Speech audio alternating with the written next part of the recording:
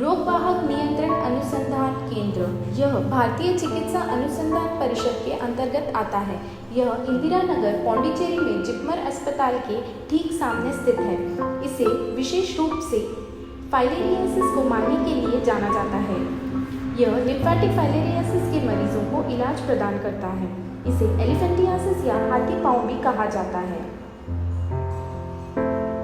Clinic में OPD में मरीज को दी जाने वाली सेवाओं के बारे में बोर्ड पर प्रदर्शित किया जाता है।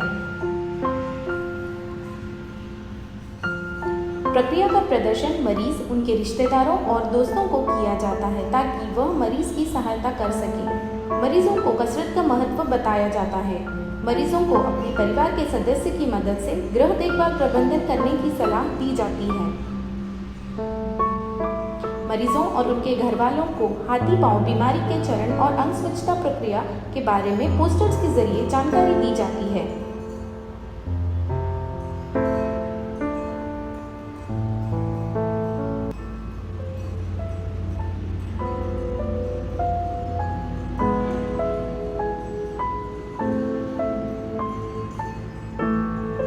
हम यहाँ लिम्फेडिमा के 4 अलग अलग चरण और उनके लक्षण देख सकते हैं।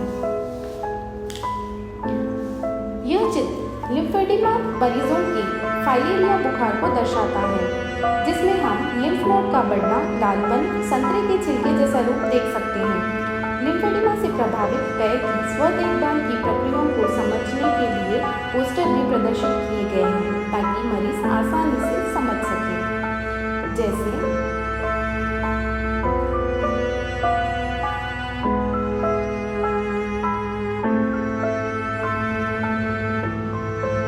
लिम्फेडिमा पैर धोने के तरीके,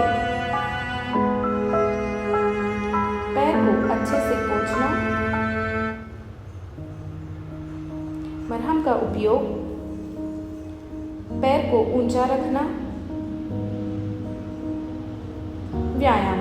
यह क्लिनिक प्रत्येक सोमवार और बुधवार को सुबह 10 बजे से दोपहर 12 बजे तक कार्य करता है। स्टाफ नर्स अस्पताल आए मरीजों को दर्ज करते हैं और उनकी जांच की जाती है। अगर अस्पताल में फोटोज या वीडियोज लिए जाते हैं मरीज के, तो उनसे सूचित लिखित सहमति ली जाती है।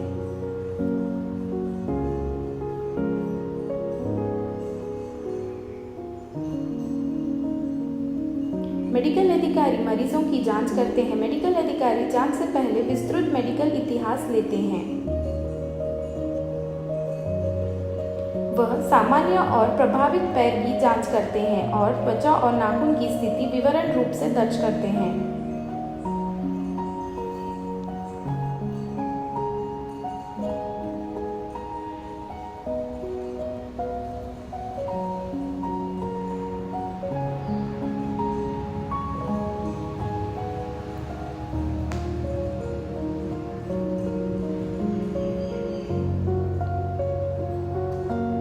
वह पिटिंग के क्लिनिकल संकेत की भी जांच करते हैं, जो ऊतक क्षेत्रों में संचित द्रव के संचलन के कारण होती है।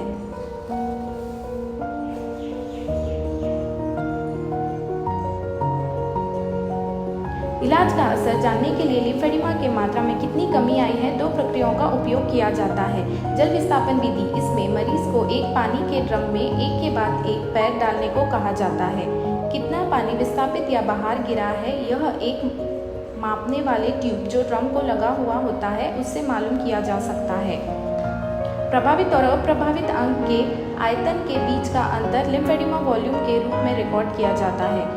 प्रभावित और अप्रभावित पैर के विभिन्न निर्धारित बिंदुओं पर व्यास को रिकॉर्ड किया जाता है। यह दोनों प्रक्रियाएं उपचार के बाद सुधार मालूम करने में सहायक होती हैं।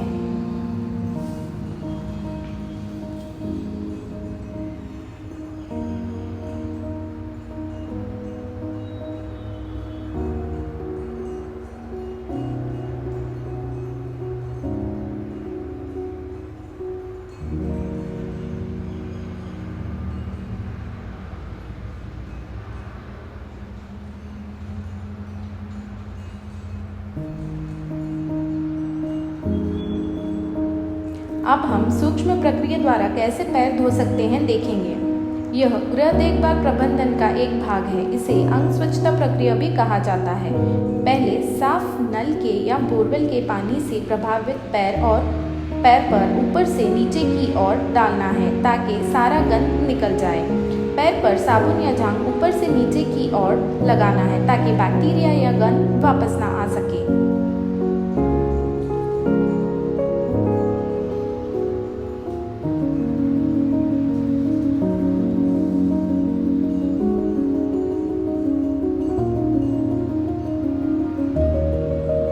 हाथ या पहली उंगली से साबुन के झाग को ध्यान से त्वचा के देहों में लगाना है। छोटी उंगली का भी प्रयोग किया जा सकता है। ठीक इसी तरह तंग त्वचा के परतों को भी साफ करना है।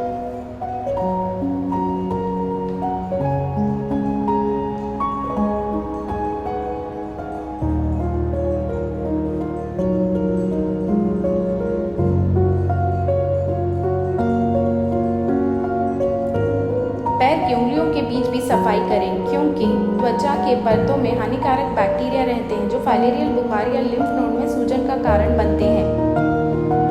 पैर की उंगलियां सूजने की वजह से उनके बीच की जगह कम हो जाती है। एक मुलायम पतले कॉटन के कपड़े से साबुन के झाग को उंगलियों के बीच में ऊपर नीचे आजू बाजू करते हुए साफ करें।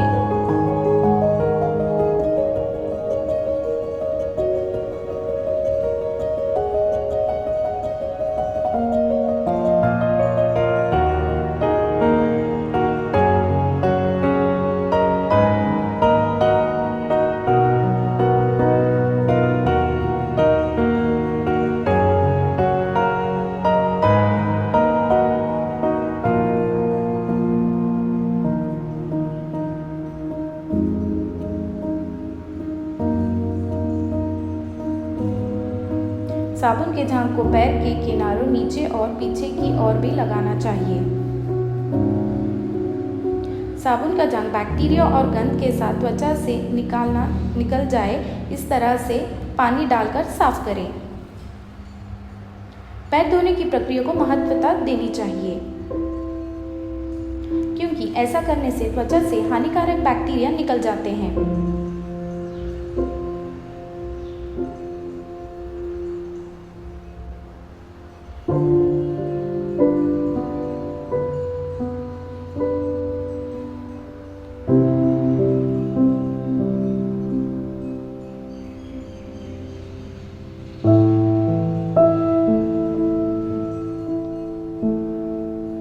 उंगलियों के बीच की जगह को बहुत सारा पानी डालकर धोना चाहिए। इस प्रक्रिया को करने के लिए ट्यूब की ही आवश्यकता नहीं है, आप घर के कोई साफ स्थान पर भी कर सकते हैं।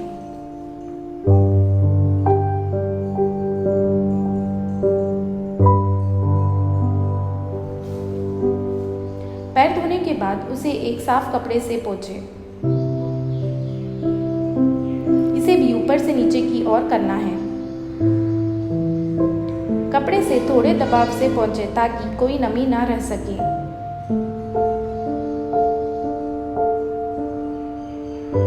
त्वचा के परतों के बीच की नमी को भी एक मुलायम कपड़े से साफ करना चाहिए।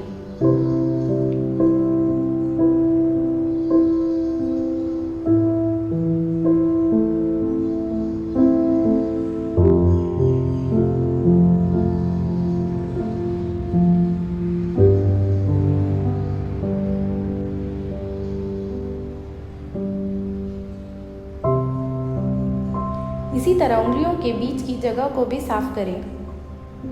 नमी निकालना बहुत ज़रूरी है वरना इसके कारण फंगल संक्रमण होने की संभावना होती है।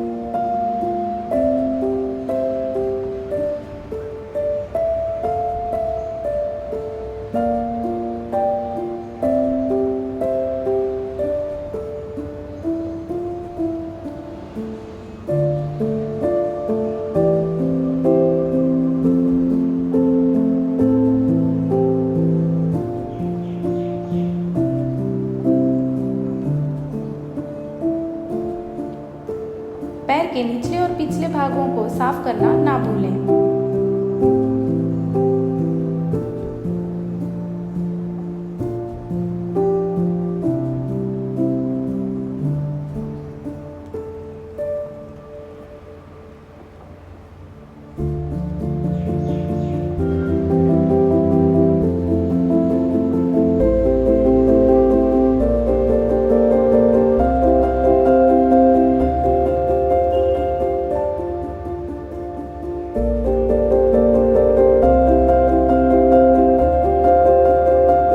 त्वचा को चोट पहुंचाए बिना नेल कटर से नाखून कट करना चाहिए। पैर पोंछने के बाद त्वचा के परतों में और उंगलियों के बीच में एंटी फंगल मरहम लगाना चाहिए।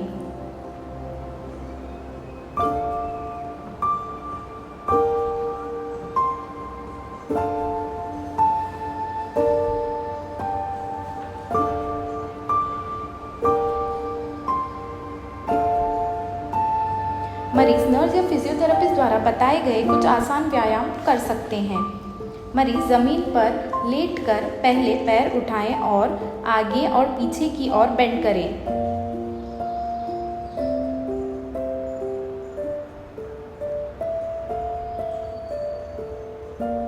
फिर उसके बाद घड़ी की दिशा की ओर, फिर उसके बाद विरुद्ध दिशा में घुमाएं। उसके बाद जमीन पर ठहरकर एड़ियां उठाएं और नीचे रखें। ऐसा करने से लिम्फ ड्रेनेज में सहायता मिलती है।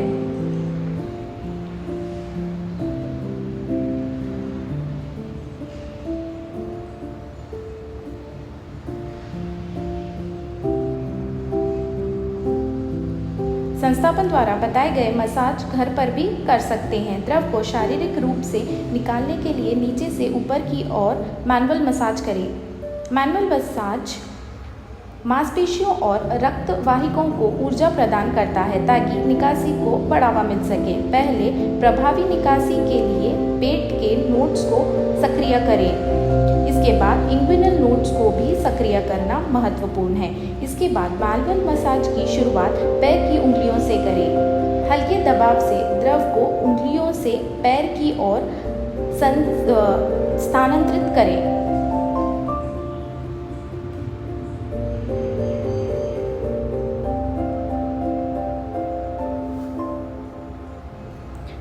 पैर की मालिश के बाद द्रव को पैर से ऊपर की ओर ढकेलने के लिए पर्याप्त समय आवश्यक है। फिर अंगों और जांघ के माध्यम से इंग्विनल क्षेत्र तक सिस्टमिक स्ट्रोक्स के मालिश करें। इसके बाद रोगी से पेट के बल लेटने को कहें और ऊपर से नीचे की ओर कई बार मैनुअल मसाज करें ताकि पैर में जमा द्रव को बाहर निकाला जा सके। प्रक्रिया को दोहराकर पूरा करें।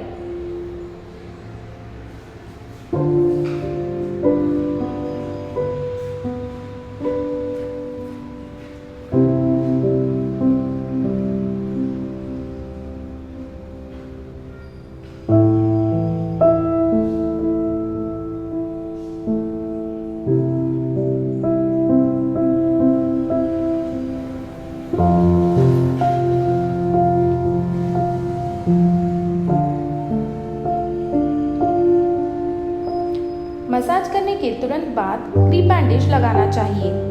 इलेक्ट्रोग्रिप स्टॉकिंग्स का भी उपयोग कर सकते हैं।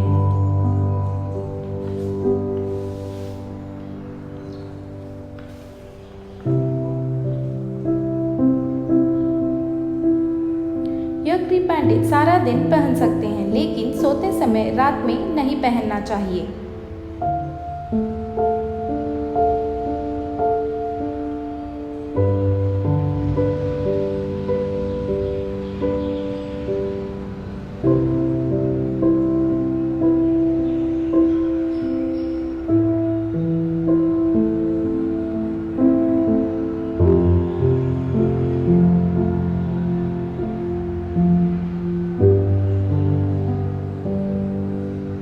मरीज आरामदायक चप्पल का उपयोग करना चाहिए ताकि त्वचा को कोई नुकसान ना पहुंचे।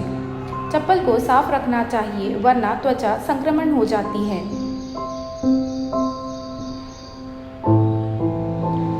से पहले पैर के नीचे 2 तकिए रखना चाहिए।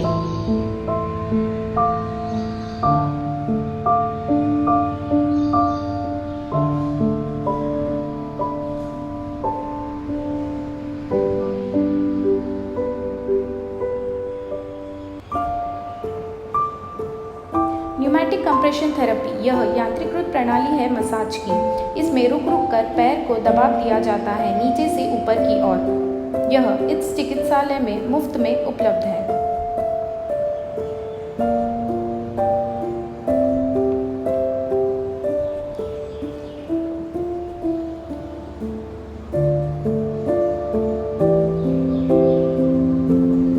रिसर्च द्वारा यह स्थापित किया गया है कि मरीज अगर सही आसान घरेलू देखभाल नियमों का पालन करे, बिना पैसे खर्च करे, तो सूजन का बढ़ना रोका जा सकता है।